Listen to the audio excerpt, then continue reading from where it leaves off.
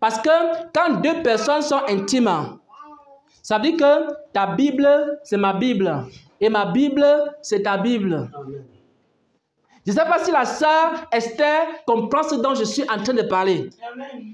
Parce que quand il y a intimité entre deux personnes, ça veut dire que ce qui m'appartient, t'appartient, et ce qui t'appartient, m'appartient. Amen. Quand on regarde dans la relation entre l'homme et la femme, parce que l'homme et la femme sont intimes, ce qui appartient au frère appartient à la sœur. Et ce qui appartient à la sœur appartient au frère. Ça veut dire que si le frère a une moto, la sœur a aussi la moto. Et si dans un couple, par exemple, la femme refuse de porter même les chaussures, les babouches de son mari, dans le foyer, ça sont mes babouches, ça sont les babouches du mari. Si le mari touche au babou la femme se fâche. Et si la femme touche au babouche du mari, le mari se fâche. Ça dit qu'il n'y a pas encore l'intimité. Parce que là, il y a l'intimité, les deux doivent se partager les choses. Si le mari a un champ, le champ, c'est le champ de la femme. Elle ne doit pas dire non, c'est ton champ là-bas, va cultiver tes choses, va cultiver ta patate, cultive ton haricot, cultive tout ce que tu veux là-bas. Moi, ça ne me regarde pas. Donc, si le mari a un champ, c'est aussi le champ de la femme. Donc, la femme doit aussi veiller à ce que ce champ fonctionne bien. Mais de nos jours, vous allez voir, on va vous dire qu'il y a le mariage bien séparé. Donc, quand on dit le mariage, c'est un mariage avec bien séparé, ça veut dire qu'il n'y a pas l'intimité dans le couple. Un couple qui décide de faire quoi? Mariage avec bien séparé, ça veut dire que dans ce couple-là, il n'y a pas d'intimité. Parce que vous voyez, certains hommes riches, ils partent épouser des femmes. Et ils ont tellement peur de leur richesse. Mais si tu avais peur de la richesse, pourquoi tu pars épouser dans cette femme? Parce que Jésus-Christ, qui est notre époux, qui est plus riche que lui, l'or et l'argent lui appartiennent. On a travaillé quoi pour aller habiter dans ces maisons. Mais parce que nous sommes intimes avec Dieu, ce qui appartient à Dieu nous appartient et ce qui nous appartient appartient aussi à Dieu. Parce que quand on dit par exemple que le corps, notre corps est le temple du Saint-Esprit, que notre corps appartient à Dieu, ça veut dire que le corps que nous avons, parce que nous sommes intimes avec Dieu, ce corps-là appartient aussi à Dieu. On ne peut pas faire n'importe quoi avec le corps. Parce que c'est le corps du Seigneur. Et ce qui appartient aussi au Seigneur nous appartient. Le royaume des cieux nous appartient. Les maisons au ciel nous appartiennent. Les richesses, toutes ces choses-là nous appartiennent aussi. Parce que c'est aussi là l'un des signes de l'intimité avec Dieu. Ce qui appartient à Dieu appartient à l'homme. Et ce qui appartient à l'homme appartient aussi à Dieu. On va voir la dernière chose ici qui concerne l'intimité. Une personne intime défend la cause de l'autre. C'est-à-dire que si tu es intime avec une personne, alors tu vas toujours défendre la cause de la personne. Je vais lire rapidement Genèse 12. Ou alors si quelqu'un est à la page, vous pouvez même lire sur le document. Genèse 12 à partir du verset 2. Je lis au nom du Seigneur Jésus. Amen. Je ferai de toi une grande nation et je te bénirai. Je rendrai ton nom grand et tu seras une source de bénédiction. 3. Je bénirai ceux qui te béniront et je maudirai ceux qui te maudiront. Et toutes les familles de la terre seront bénies en toi. Amen. Amen. Voilà. Nous allons voir toujours l'exemple d'Abraham. Abraham était intime avec Dieu. Et comme Abraham était intime avec Dieu, il y avait quelque chose dans la vie d'Abraham. Quand tu touchais à Abraham, c'est comme si tu avais touché à Dieu. Abraham défendait la cause de Dieu et Dieu défendait la cause d'Abraham.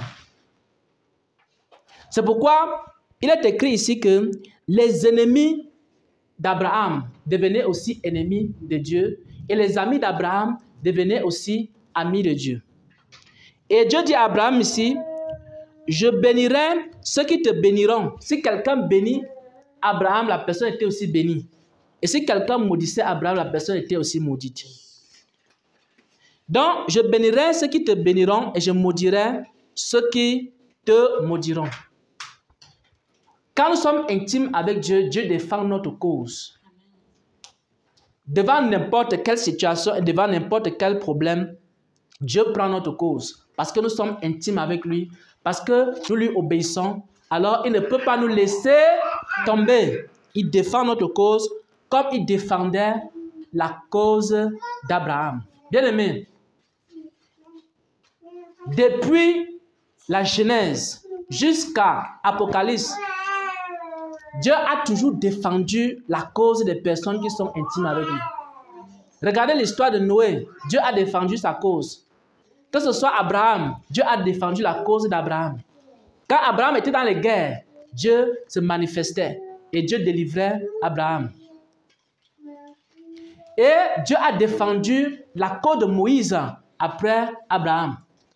Moïse a eu tellement de problèmes, de difficultés dans sa vie, même dans son ministère, dans le désert même. Il y a eu une révolte. Quand les gens se sont révoltés contre Moïse, la révolte de Corée, des fils de Corée, d'Abiram, de Dathan, tous ces personnages-là se sont révoltés contre Moïse. Qu'est-ce que Dieu a fait? Dieu a défendu la cause de Moïse. Parce que Moïse avait l'intimité avec Dieu. Et après Moïse, il y a eu d'autres prophètes. Il y a eu les Jérémie, il y a eu les David, il y a eu les Daniel, il y a eu les Malachie, les Osée, les Ésaïe. Tous ces prophètes-là, Dieu a toujours défendu leur cause. Parce que Élie avait l'intimité avec Dieu. Élie était un homme de la même nature que nous. Mais le problème, ou alors la différence entre Élie et les autres prophètes, c'est que Élie avait l'intimité avec Dieu et les autres n'avaient pas l'intimité avec Dieu. C'est pourquoi Élie a beaucoup travaillé avec le Seigneur et le Seigneur a défendu sa cause devant les prophètes de Baal. Donc, si vous êtes intime avec Dieu, Dieu défendra votre cause. Vous n'avez pas besoin de trop pleurer dans les prières, trop vous lamenter. Cherchez d'abord l'intimité. Vous pensez que vous pouvez être intime avec Dieu, Dieu ne défend pas votre cause. Il va défendre votre cause. Amen. Je vais vous prendre un exemple. Parce que tout ce que je dis doit s'appuyer sur la Bible. Pierre était en prison. Même Paul était en prison. Et dans ces prisons-là, qu'est-ce qui se passait souvent? Parfois, pendant qu'ils étaient en prison, la Bible dit que Pierre lui dormait. Pendant qu'il dormait, directement les portes sont ouvertes, l'ange lui dit de partir.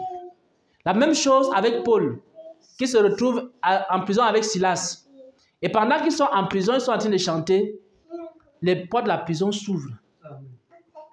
Donc c'est comme ça que Dieu défendait la cause. Lisez Actes des Apôtres, vous allez voir les miracles et les miracles là-bas. Comment Dieu défendait la cause de son peuple. Mais de plus en plus aujourd'hui, on a des chrétiens et des pasteurs qui passent le temps à crier, Seigneur, défends-moi, Seigneur, fais ceci, Seigneur, fais cela, au lieu de chercher l'intimité avec Dieu.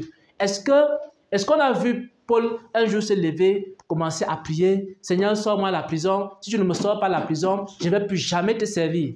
Voilà comment on prie aujourd'hui. Les gens qui n'ont aucune intimité avec Dieu. Seigneur, comment moi, un grand serviteur, un grand apôtre qui est parti prêcher l'évangile, et puis on me met en prison. Je vais d'abord envoyer le feu sur toutes ces personnes-là qui m'ont mis en prison. Voilà les gens qui n'ont pas d'intimité avec Dieu. Feu sur mes ennemis, feu sur les personnes qui m'ont mis en prison. Que le feu descende, qui consume le feu qui était avec Élie, commence à réciter les versets bibliques. Mais vous n'allez jamais voir ça dans la Bible, dans Actes des Apôtres. Quand Paul était en prison, quand Pierre était en prison, quand les apôtres étaient en prison, ils ne se préoccupaient même pas de savoir si leurs ennemis, s'ils seront même libérés un jour. Ce n'était même pas leur préoccupation, c'était d'adorer Dieu, de célébrer Dieu. Et subitement, les portes s'ouvrent seules.